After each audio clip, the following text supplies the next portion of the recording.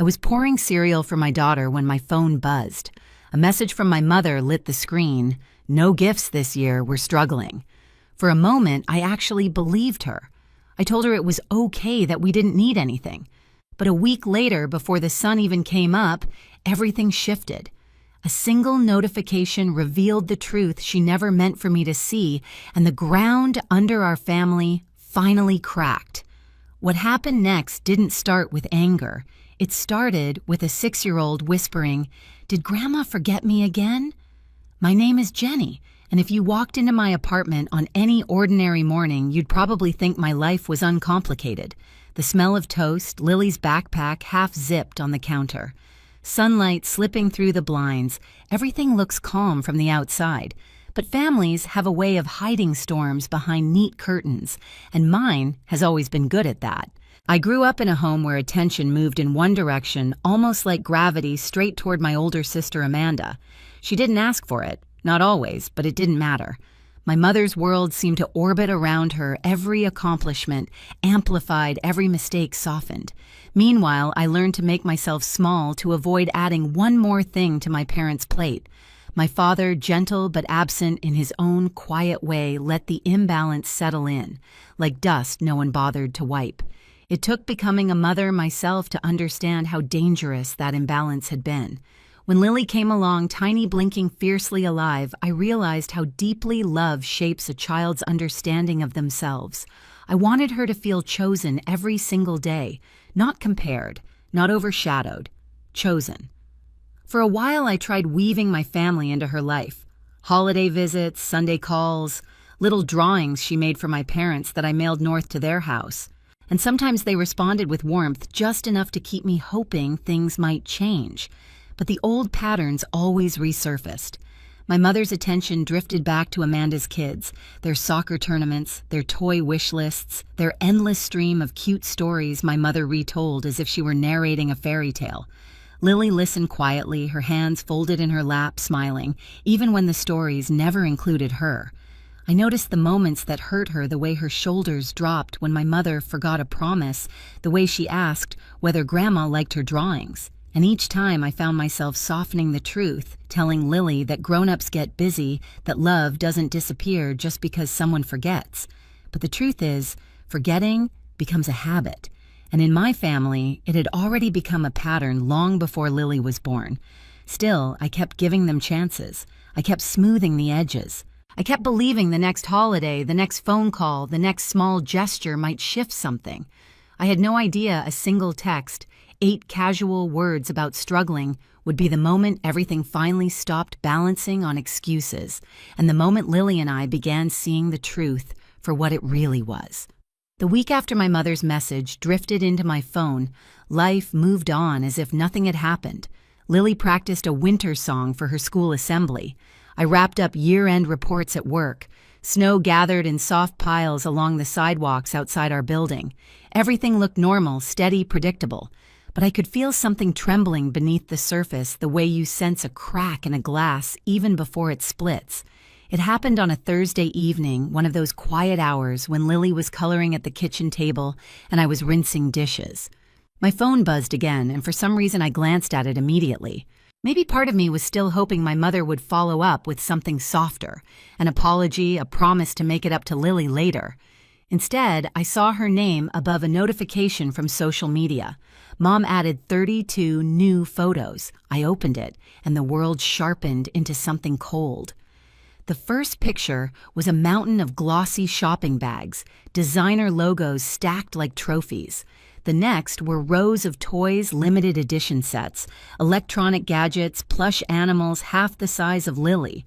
Each photo looked like a magazine spread under their Christmas tree, perfectly lit, perfectly arranged. My mother's caption pinned everything into place for my sweet grandbabies. They deserve the world. My heart stuttered. My throat tightened. But what stunned me wasn't the money spent or the extravagance, it was the unmistakable omission. Their names, their smiles, their excitement. Only Amanda's kids existed in those photos. Not a single mention of Lily. Not even a passing note like, "Wish we could include everyone this year." Just silence. A silence that felt intentional. I kept scrolling each picture, carving a deeper hollow inside me. And then Lily tugged at my sleeve. "Mom, why are you standing so still?" I lowered the phone, forcing my voice steady. "Just looking at something." She tiptoed closer, curious as any 6-year-old would be, and before I could angle the screen away, her eyes caught the tree. The presence, the words. Her face shifted in slow motion, confusion folding into something more fragile. "Are those for us?" she asked. "No, sweetheart," I whispered. She nodded the way children do when they're trying to pretend something doesn't hurt. But then she asked the question that punched straight into the place I'd kept guarded for years. Did Grandma forget me again? There wasn't a gentle answer. There wasn't an explanation that could soften the truth.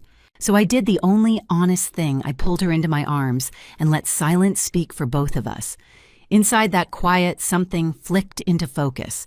My mother's message, her shopping spree, the years of imbalance, the weight of every small hurt Lily had swallowed. I wasn't angry yet. Anger comes fast, hot, reckless. What I felt was slower, something steady, deliberate, a decision forming. Because in that moment, I realized this wasn't an accident or a misunderstanding. It was a pattern. And patterns only break when someone finally refuses to play their part. After I put Lily to bed that night, the apartment settled into the kind of quiet that forces you to hear your own heartbeat. I stood in the living room for a long moment, staring at the soft glow of the Christmas lights we'd hung along the window. They looked small compared to the glittering avalanche of toys in my mother's photos. Small but honest. Ours. I walked to my desk and opened my laptop. The screen lit my face with a pale blue wash, and for the first time in years, I didn't feel guilty for thinking about myself or Lily first. My cursor hovered over the financial dashboard I'd used for so long without a second thought. Rows of payments, bills, insurance notices, automatic transfers I'd set up to help out during a rough patch that somehow had stretched into years. Each one was only a few hundred, but together, month after month, they formed a backbone my parents had quietly leaned on as if it belonged to them. I clicked the first subscription. Cancel. The system asked, "Are you sure?" I had never been more sure of anything. Confirm. The second one. Cancel. Confirm. By the 5th, my breathing steadied. By the 7th, my shoulders loosened. It didn't feel vindictive. It felt rightful. Like returning something that had been stolen too slowly to notice. A small part of me waited to feel guilty, but that feeling didn't come. Instead, I kept seeing Lily's face, her attempt to smile through disappointment, her soft question ringing in my ears. Did Grandma forget me again? No child should ever carry that weight, and no mother should have to watch it happen. When I finished, I sat back in my chair, letting the reality settle. The safety net they'd relied on without acknowledgement was gone. I hadn't yelled, I hadn't confronted, I hadn't posted anything online or sent angry messages.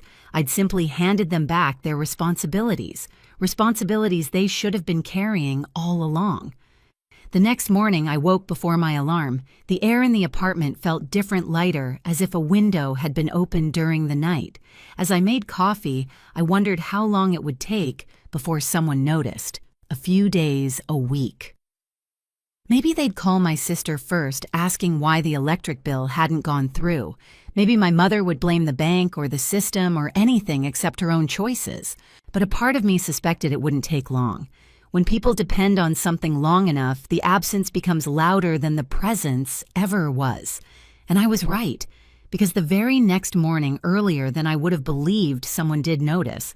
And that someone was already on his way to my door. It was 8 a.m. when the pounding started, sharp, frantic, the kind of knocking that rattles the frame before you're even fully awake. For a moment, I thought it was a dream. Then Lily stirred beside me and whispered, "Mom, someone's at the door." Her voice was small, uneasy. I wrapped my robe around myself and walked down the hallway.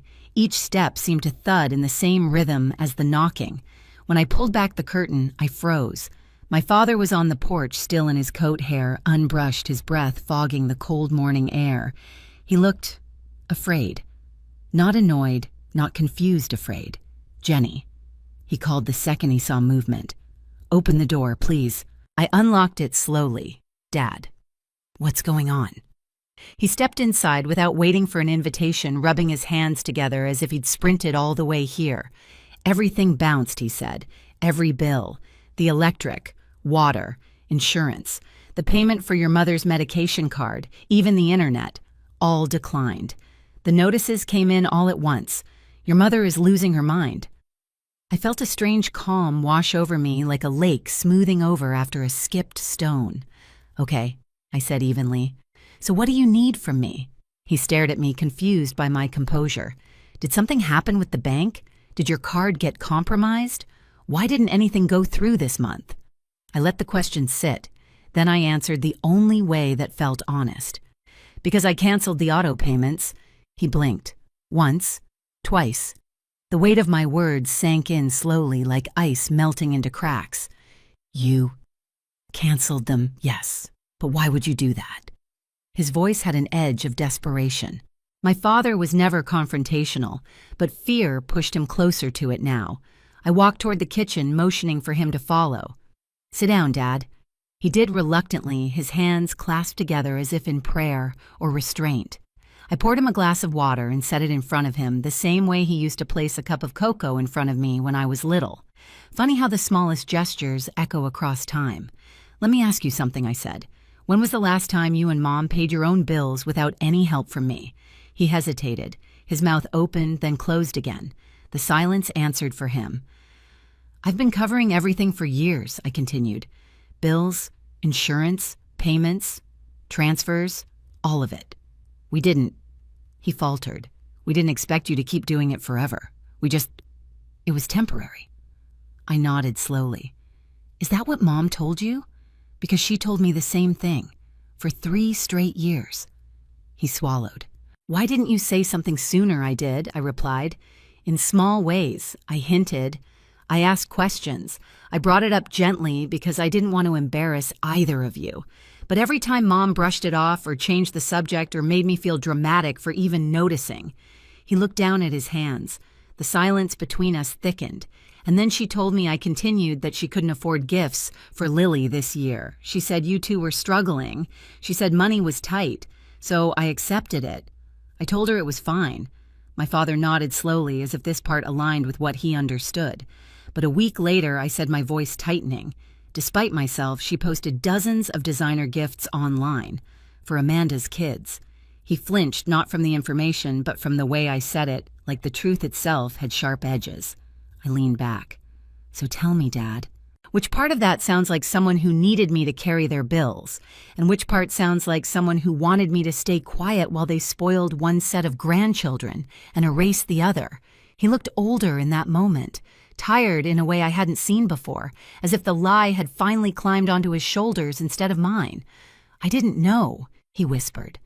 Jenny, I swear I didn't know she said that to you, or that she did that. I believe you, I said softly, but you also didn't ask. You didn't look. You let her set the rules, and I carried the consequences. He leaned forward, elbows on knees, pressing his palms to his forehead. So you canceled everything. I did. And what are we supposed to do now? He asked, lifting his head. We can't afford. I know, I said. And I'm sorry. I truly am. But you can't afford to hand everything to Amanda's family either, Dad. And yet you do. He closed his eyes. Not in denial, more like someone seeing a memory differently the second time around. I continued quietly. I didn't do this to punish you. I did it to protect Lily. She saw those pictures. She read those comments. And she asked me the one question I've spent years shielding her from. His voice cracked. What did she ask? She asked if Grandma forgot her again. My father's composure crumbled. His jaw tightened. His breath hitched. She didn't deserve that, he murmured. No, I said, she didn't. And she won't experience it again. Not on my watch. He was quiet for a long time. The refrigerator hummed. A car passed outside. Somewhere down the hallway, Lily stirred in her room. The moment stretched thin, then thinner still, until my father finally spoke. I'm going to talk to your mother, he said. This isn't right. It hasn't been right for a long time. I nodded, though a part of me doubted how that conversation would go. My mother never backed down easily. She defended her biases like they were heirlooms, valuable, necessary, irreplaceable. He stood slowly as if the morning had aged him 10 years. Before he reached the door, he turned back. "Jenny, I'm sorry. For all of it. For letting it get this far." I swallowed hard. "Thank you for saying that." He nodded and stepped outside into the cold. The door clicked shut, but the day wasn't done, not even close. My phone rang before he even reached his car. My mother's name lit the screen. "Of course," I answered. "Hi, Mom." Her voice was sharp enough to slice through the air. "What did you do?" I kept my tone level. "I stopped paying your bills." "You can't just do that. I can't." I said simply, and I did. She sputtered. "We were counting on you." "That's the problem," I replied. "You were counting on me like it was owed, like my time, my effort, my money existed to prop up your choices. This isn't about choices," she snapped. "It's about family." "No," I corrected. "Family is about reciprocity, care, showing up, not about draining one child while showering another with everything she wants." She went silent briefly before switching tactics. "You're being emotional." "Actually," I said, "this is the calmest I've ever been with you." Another silence, colder this time. Then she whispered as if it were the final defense she had. "We didn't mean to hurt Lily." I closed my eyes. "But you did. And for the first time in my life, I didn't soften the blow for her. I didn't bend. I didn't shrink. I simply told the truth." "You forgot her," I said. "And now I'm remembering us." The line stayed quiet long enough that I wasn't sure she was still there. Then click. I set the phone down, my hands steady, my heartbeat slow. For the first time in years, I felt the balance shift, not violently, not vengefully, but firmly. The next move wouldn't be mine. It would be theirs. My father didn't call that afternoon, but he showed up the next morning holding a small bakery box and a handmade card. He looked tired, but softer, as if something inside him had finally cracked open. "This is for Lily," he said. "She shouldn't feel forgotten. Not ever." Lily peeked around my legs, eyes widening when he knelt to her height. "I'm sorry we made you sad," he whispered. "Grandpa's gonna do better." She wrapped her arms around his neck, simple and forgiving, in a way adults rarely are. Later that day, my phone pinged with a short message from my mother. "Can we talk?" No explanations, no excuses, just 3 words she had never used with me before. I didn't respond right away. Instead, I watched Lily place the bakery box on our table, humming as she opened her crayons beside it. The room felt different, lighter, grounded hours. Maybe conversations would come, maybe change would follow, maybe not. But for the first time in years, the weight wasn't on my shoulders, and that was enough to start again on different terms with boundaries built to protect the little girl who deserved far more than silence. In the days that followed, I didn't rush to fix anything or smooth over the discomfort like I used to. I let the silence stand, I let the boundaries hold, and slowly I realized something simple but life-changing. Love doesn't mean carrying the weight alone. It means choosing the people who choose you back.